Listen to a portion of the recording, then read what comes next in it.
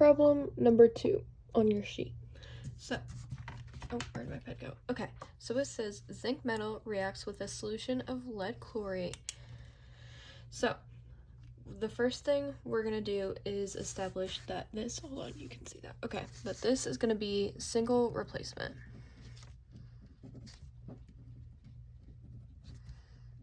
Okay, so how we know this is basically because zinc being alone, like it doesn't say it's not with anything. So that means that this is going to be our element.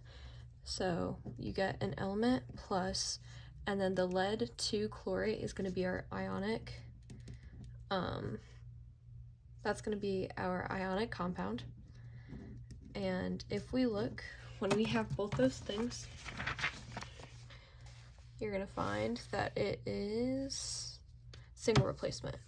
So a free element replaces an element in an ionic compound.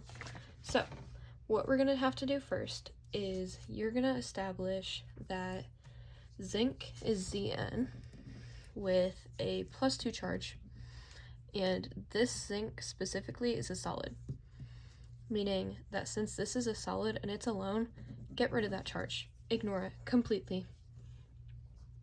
So then what we have to figure out is what that ionic compound is. So this ionic compound is lead 2. So that's when you go and use your packet that you have. You're going to go look for the ionic compound. You're going to see that lead has a charge of Pb +2, since it's lead 2. And then chlorate is ClO -1 with a 3. Now how to get the compound? Cross your charges. So you get Pb ClO 3, 2. Now, see how we have a problem here? This 3 and 2, they should not be together like this. So that's when you know that you're going to add your parentheses. So now, we're going to determine what this is. So, since it said in this problem that it's a solution, we know that this is always going to be aqueous. Solution means aqueous. So then, we're just going to bring our Zn down. So Zn solid plus this. So that's what we have. Now, what does single replacement mean? Single replacement means that this Zn, as long as it is higher than Pb on this scale, which Zn is here, Pb is down here, meaning it's going to replace this Pb. It is a more popular kid, I don't know. So Pb, bye-bye, whatever, you're gonna get put down here. So we're going to move Pb. So Pb is going to get moved all the way down there. Cool. Now, since Pb is here, that means that we can go ahead and, oh, you know what? I did this not how I want to do it. So that's when you're going to get your other side of this I keep on saying triangle, your arrow. So I'm going to rewrite this down here so it's neater, because there will be no room for confusion.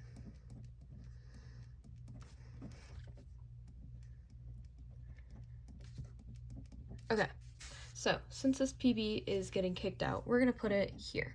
So Pb, and then since this is coming from an aqueous solution, actually, wait, hold on. No, sorry.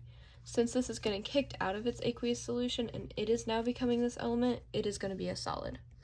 So we're going to write the solid there, and anything that is solid, so since it's solid lead, it has no charge. So ignore having to add the charge. So then this is when we're going to add that plus in there, and this is when we have to get Zn and chlorate and figure it all out. So as we said earlier, Zn has a +2 charge. Chlorate has a -1 charge. Hold on, I'll write that. So then you cross the charges, so you're going to get Zn, and then that 1 comes down there, so there's going to be nothing, and then it's going to be ClO 3, and then this 2 is going to come behind it, meaning we need parentheses again. So that's how you get your ionic whatever for this side. So Zn ClO 3 parenthesis 2.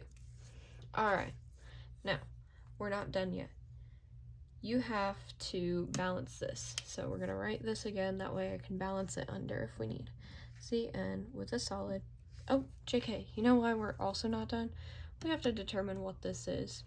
So, how you do that is you need to find your solutability guidelines, and then you're going to try to find ClO3, which ClO3 is right here. It's a chlorate, meaning it's soluble, and there's no exception, so it's always going to be aqueous. So we're going to go ahead, put that in, aqueous. Cool. Since this is a single replacement though, this is going to be a longer thing. I know it's a lot of work, trust me. Hopefully he gives us enough space. So, gonna rewrite all of this. That way no one gets confused. -1, 2, this is aqueous, then put that there, PBS. Sorry, I talked to myself, but it's how it's gotta be. You signed up for this, not me. Oh, I don't know why I put that -1 there. That doesn't go there yet. Aqueous. So now, since this is a single replacement, we cannot do the trick of just circling the things that are solids, but we can circle them anyways, because what this means is that we are not going to change anything about it.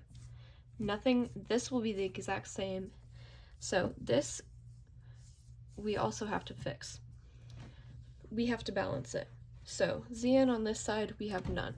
Or we have 1. Zn on this side, we have 1. Perfect. Pb on this side, we have 1. ClO3, we have 2. ClO3, we have 2. So, it's already balanced for us, which, perfect. We love that. We love to see it. So this is when we have our molecular form.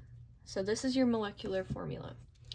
The next thing we're going to do is our net ionic, which basically means we're going to break these, we're going to break this and this down.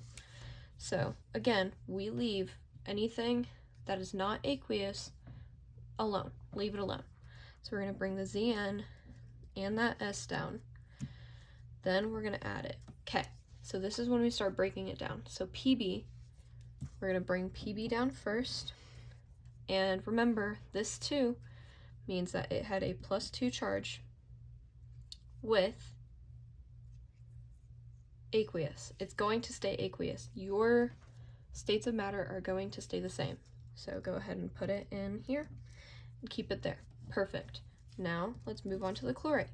So the chlorate, this too means that we have 2 chlorates. So don't forget that. That little subscript after is important. So you're going to put 2 ClO, 3, and then you're going to add that -1. And then don't forget, put your aqueous on there. He'll probably count you wrong if you don't. Now we're going to add our little arrow. Perfect. What do we do with this PB since it's circled? Nothing. Leave it alone. PB, S, cool. Then you're going to add it. So we're on to the underlined part. Zn has a charge of +2. And since it's in an aqueous solution, it's going to stay aqueous. Leave it aqueous. Okay. Now, we have chlorate again. So, we have 2 of them. This 2 is important. Don't forget it. 2 goes there.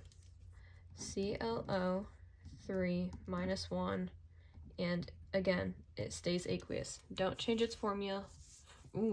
Don't change its state of matter. Leave it alone.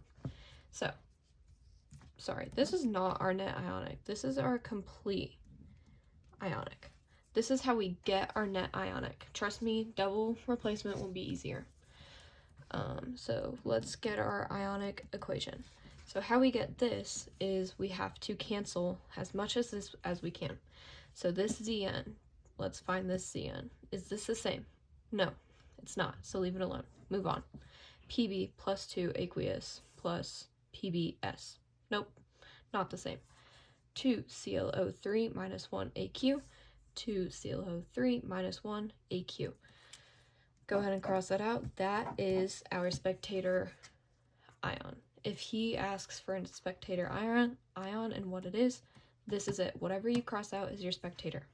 So now to bring our ionic, all we have to do bring everything that we kept down. That's it.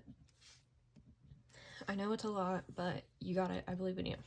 So Zn, comma S, not comma, parenthesis, plus PB plus 2 aqueous, write your arrow, PB S plus Zn plus 2 aqueous. That's it. You got it. I believe in you.